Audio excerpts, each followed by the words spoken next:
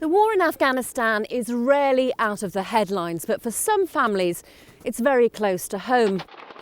Last year, 300 from Nottinghamshire and Derbyshire saw fierce action in Helmand with the Mercian Regiment's 2nd Battalion. As Jeremy Ball discovered, their lives will never be the same again.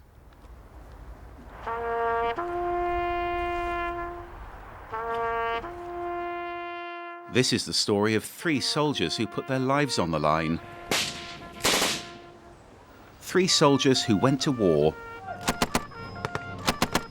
and who knew they might not come home.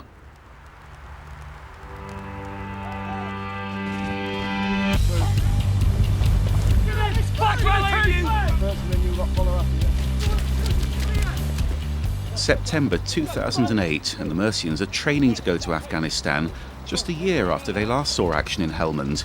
Soldiers like Chris Roberts from Sinfin and Ben Woodhouse from Belper, both 23 years old, and Kieran Hill from Clifton in Nottingham, who's only 19.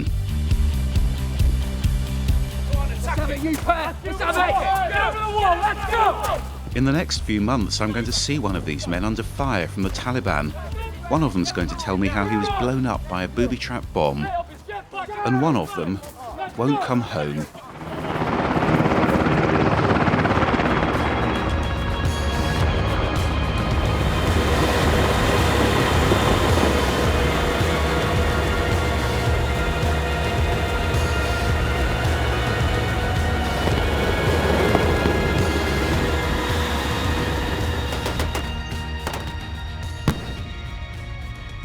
June last year, Afghanistan's fighting season, and I've travelled to Helmand to see the Mercians at war. God, I miss him. Ben's just missed his son's birthday. Saying bye to Seth is really hard, because he doesn't understand. I said, take care and I'll see you soon and I love you. And I started to cry, and Seth, I can remember he was asking me, he said, why are you crying? You're not crying, like that, like grinning, like you're not crying, and that made me a bit more upset. This battalion's in charge of mentoring the Afghan National Army, or ANA. It's much more than training. They're being led into battle.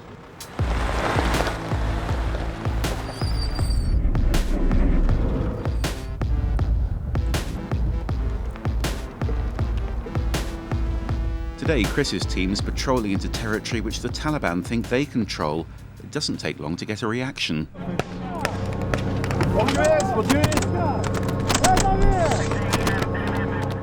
Every second in a firefight it's like a new year. I did about 80 patrols, and we got contacted on about 70 of them patrols. The Taliban already said they were. The ANA are going to move and clear the compound of the Taliban. To the building on the canal with the black door. 2 fingers right to that. Delivery! This battle went on for 45 minutes. The shooting didn't stop until Air Force jets made a show of force. Steady as a rock. It must be pretty tense up there. Routine, really. That was routine. Well, the Irans weren't effective. They weren't coming into our direction. They were aiming at us, but obviously they weren't effective, so there's no need to worry too much. This time everyone made it back safely. The next day they weren't so lucky. One of these Afghan soldiers was killed. Before that happens, I just sort of heard the bang. We knew the ANA bloke as well, and we all just seen him as a mate. We knew that he wasn't going to make it to that helicopter, so just a case of making him comfortable for his last couple of minutes. We had a good company full of good ANA soldiers. We lived together, we slept next to each other, we ate together, and you do get close, you do build up relationships with certain individuals. Very good. Yeah, that's me there. The Talibs have run in front of us. It's how we're all in the ditch, but the ANA don't like water. They'd rather get shot than get wet. Just cut round, we did cut round through there, through that entry and behind that mosque. I think we have made a big difference in Afghanistan. Where we work is now a better place. For 3 months, we were just constantly fighting all day, every day, and going out on the ground. A day later, you may as well not have done it because they've come back into that area. Within about 3 seconds of running across the open field, it all kicked off. Just a wall of bullets just came in from everywhere. But you think to yourself, I've done well in my life. You start thinking about, you think about a lot of things. All I thought about a lot of the time in contact, or when I was really scared, I think about my little boy, I think about Seth a lot. That's me there. I engaged with a missile there and took out the vehicle.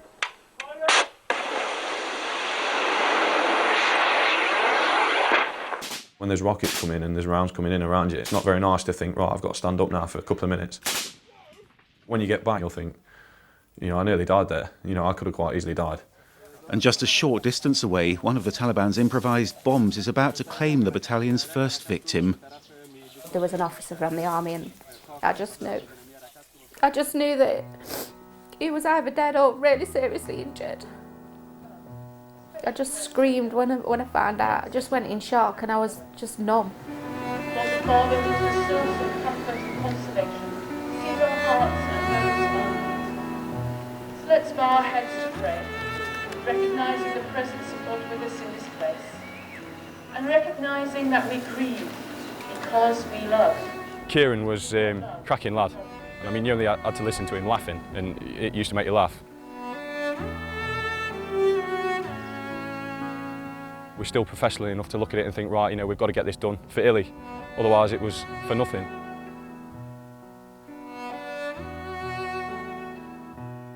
This is Kieran's bedroom, and we've just laid out a few of his bits on the bed. That's his flag that was over his coffin. Did he think it was worth it? Did he believe in what he was doing out there? Yeah, I think he did. He knew what they was going out for. He knew the aims of what they were going out for. He knew it was going to be tough.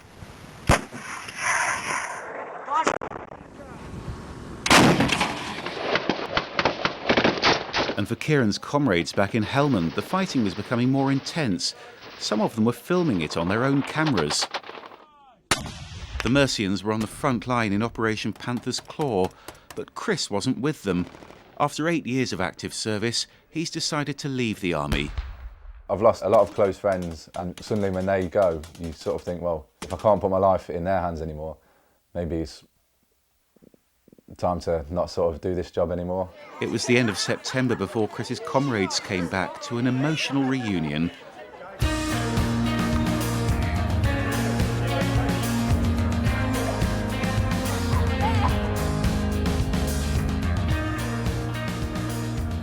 But 5 Mercians were killed in Helmand, and Ben had a very lucky escape. There was a big bang. I couldn't feel my legs. The blast of the explosion blew me into it, from what I can make, a ditch. I got put on the American Black Hawk helicopter, and the medic started treating me straight away. I think I missed it by inches, and I just thought, is this game over, sort of thing. But all I thought about was my little boy. I was drawing the spider. I wouldn't like to think that Hilly losing his life, myself getting injured, was for nothing. That's the only thing that really, really upsets me and makes me angry, is the fact that if nothing's changed, if it was all done for nothing, then I've lost friends, and they've died or been seriously injured for nothing. It's just so sad, all these young men that are dying. So sad. Your whole life just changes. Everything just changes, and it's not for the better. It's just horrible. It's just there in my head all the time. It's took away my son.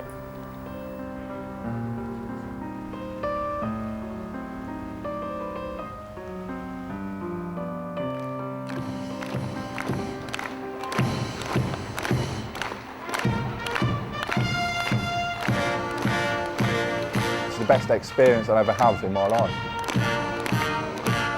I would happily die for one of my men. And I know that any one of them would have died for me. Now I can understand why you get old soldiers that still to this day talk about their war. For me, in Afghanistan, I'm still going to be talking about that when I'm 80, 90, 100 years old, whatever. Do you know what I mean? It's going to be one of the things you just never forget. If Seth did come to me one day and said, "Dad, I'm going to join the army," I wouldn't be very happy. I wouldn't want Seth going through the things that I've been through. I wouldn't want him to see the things that I've seen. You stand there and you hear the last post and you think to yourself, is it going to be me one day? Is it going to be me in the box?